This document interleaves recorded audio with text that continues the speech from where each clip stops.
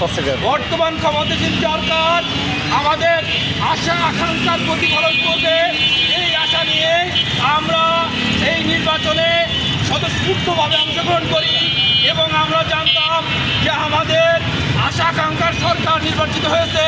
কিন্তু আমরা কি দেখলাম, শপথ নেওয়ার পর থেকে এই সরকার যাবতীয় গণবিরোধী চুক্তিগুলো বাস্তবায়ন করার দিকে এগিয়ে যাচ্ছে। এরকম নির্দেশনা ছাড়া জনগণের আকাঙ্ক্ষার বাইরে যে রাতের অন্ধকারে তেলের দাম বৃদ্ধি করতেছে। আমরা এই ধরনের চক্রান্ত এনসিপি সহ সাধারণ জনগণ কখনো মেনে নেবে না। মাত্র 100 দিন ক্ষমতায় এসছে এই সরকার, আসার পরে সেই জ্বালানি খাতের প্রত্যেকটা ডিসিশন বাংলাদেশের খেটে খাওয়া মানুষ, কৃষক, শ্রমিক এদের জীবনযাত্রার সাথে প্রত্যক্ষভাবে জড়িত। সেই তেলের দাম বৃদ্ধি নিয়ে এই সরকার বিগত ফ্যাসিস্ট সরকারের মতো আচরণ করতেছে। আপনারা জানেন এই সরকার ক্ষমতা আসার আগে পেট্রোল প্রতি লিটারের দাম ছিল 124 টাকা। বৈশ্বিক তেলের বাজারের দাম যদি 1 টাকা বৃদ্ধি হয়, আমাদের এখানে বৃদ্ধি করা হয় 20 টাকা। এই শস্যে খেতে বুঝ ভাতখানা এমন যেন সরকার চাতক পাখির মতো বসে থাকে, কখন বৈশ্বিক বাজারে তেলের দাম বৃদ্ধি হবে। এবং এই বৃদ্ধির কারণে তারা নিজেদের পকেট ভারী করার জন্য কোনো রকম ন্যায় নীতিমালা বাদে নিজের ইচ্ছা খুশি মতো তেলের দাম নির্ধারণ করতেছে। 12ই ফেব্রুয়ারি নির্বাচনের পর যে সরকারটি শপথ নিয়েছে, সেই সরকার গঠনের মাত্র 100 দিনের মাথা আমরা এখানে যে প্রতিবাদ নিয়ে হাজির হয়েছি, সেটি আসলে জনগণের প্রতিবাদ। জনগণ এই সরকার নির্বাচিত হওয়ার পর ভেবেছিল 5 আগস্টের পরে যে ফাঁসিবাদী ব্যবস্থা বিলুপ্ত হয়েছে, হয়তো এরপরে আমরা যে সরকার পেয়েছি সেটি জনগণের আশা আকাঙ্ক্ষার প্রতিফলন ঘটাবে।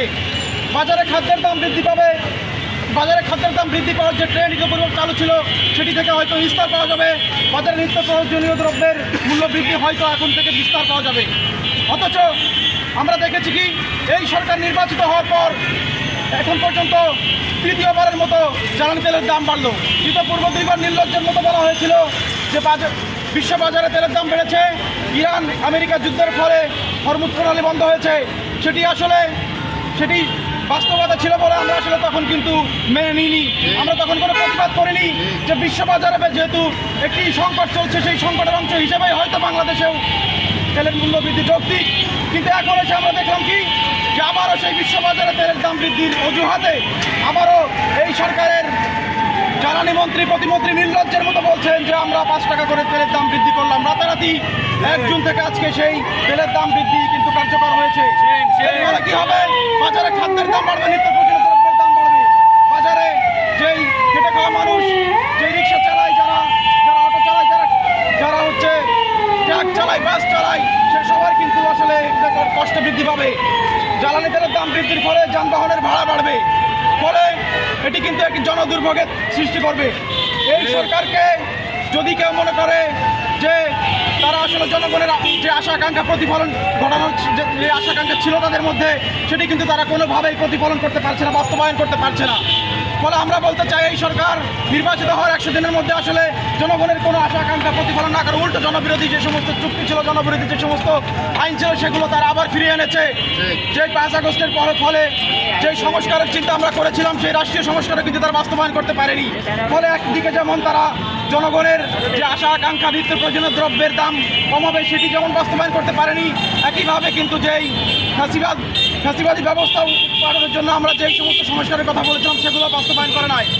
এই সরকার প্রতি পদে পদে জনবিরোধী কার্যক্রম করে গেছে। আমরা জনগণকে বলতে চাই, আপনারা এর বিরুদ্ধে প্রতিরোধ গড়ে তুলুন, অন্যথায় এই সরকার আবারও সেই আওয়ামী লীগ সরকারের মতো সেই ফ্যাসিবাদী ব্যবস্থার পুনরাবৃত্তি করবে। আপনাদের ঘরের উপরে চেপে বসবে এই সরকার। নিত্য প্রয়োজনীয় দ্রব্যের দাম বৃদ্ধির জন্য ব্যবসায়ীদের পকেট মোটা করার জন্য যা যা করার তাই করবে। এই সরকার হবে ব্যবসায়ী বান্ধব একটি সরকার। এই সরকার আসলে অলিগারদের সরকারে পরিণত হবে, জনগণ সরকারের পরিবর্তে। আমরা এনসিপি যেই ছাত্র জনতার দল তৈরি হয়েছিল, এরপরে দেশের আপামর জনগণ কিন্তু এনসিপিতে যুক্ত হয়েছে, আগামীতে ইনশাল্লাহ যুক্ত হবে। তারা আমাদের সাথে কণ্ঠে কণ্ঠ মিলিয়ে, গলায় গলা মিলিয়ে, কাঁধে কাঁধ মিলিয়ে আগামী দিনে তাদের প্রতিবাদ প্রতিরোধ করে তুলবে, তাদের কণ্ঠকে জনগণের জন্য তারা উচ্চারিত করবে।